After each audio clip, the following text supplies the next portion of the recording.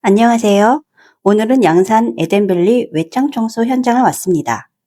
지금부터 외창 청소가 어떻게 진행되는지, 그리고 어떤 부분을 중점적으로 작업했는지 현장을 통해 직접 보여드리겠습니다.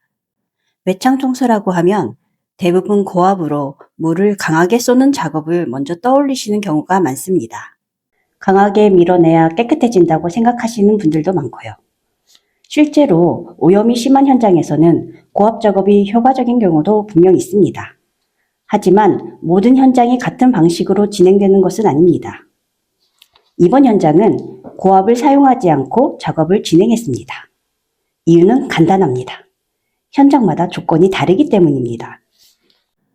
유리의 오염 상태, 주변 환경, 건물 구조까지 모두 다르기 때문에 무조건 강한 방식이 아니라 상황에 맞는 방법을 선택하는 것이 중요합니다. 이번 현장의 경우 유리 표면의 오염이 심한 상태는 아니었고 오히려 강하게 밀어내는 작업보다 섬세하게 정리하는 것이 더 좋은 결과를 만들 수 있는 조건이었습니다.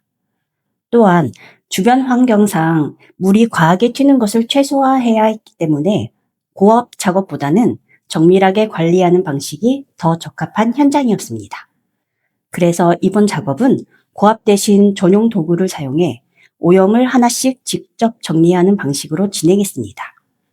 이 방식은 작업 시간이 조금 더 걸릴 수는 있지만 유리 표면에 부담을 주지 않으면서 손상 없이 작업이 가능하고 마감 시 얼룩이나 물자국 없이 더 깔끔한 결과를 만들 수 있다는 장점이 있습니다. 특히 손으로 직접 작업을 진행하기 때문에 눈에 잘 보이지 않는 미세한 자국이나 얇게 남아있는 오염까지 하나하나 확인하면서 정리할 수 있다는 점이 가장 큰 차이라고 볼 수 있습니다. 외창 청소는 단순히 물을 뿌리고 닦는 작업이 아니라 마지막 마감에서 결과가 확실하게 달라지는 작업입니다. 보시면 위에서 아래로 흐름을 맞춰가며 자국이 남지 않도록 정리하고 있습니다. 이런 디테일 하나하나가 전체 완성도를 좌우합니다.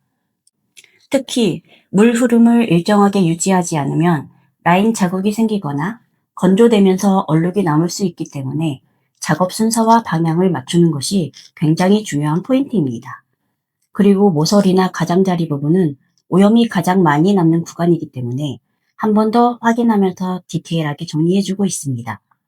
이런 부분들은 겉으로 보기에는 크게 티가 나지 않을 수 있지만 전체적인 완성도와 첫 인상을 결정짓는 중요한 요소입니다. 외창 청소는 단순 작업처럼 보일 수 있지만 현장 조건을 정확하게 판단하고 그에 맞는 방법을 선택하는 것이 결과의 차이를 만들어냅니다. 그래서 저희는 무조건 한 가지 방식으로 진행하는 것이 아니라 현장에 맞는 방법을 선택해서 가장 좋은 결과를 만들어내는 데 집중하고 있습니다.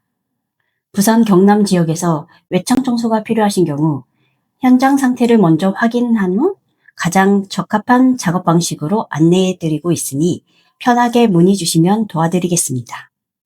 영상이 도움이 되셨다면 좋아요, 댓글, 알림 설정까지 부탁드립니다. 감사합니다.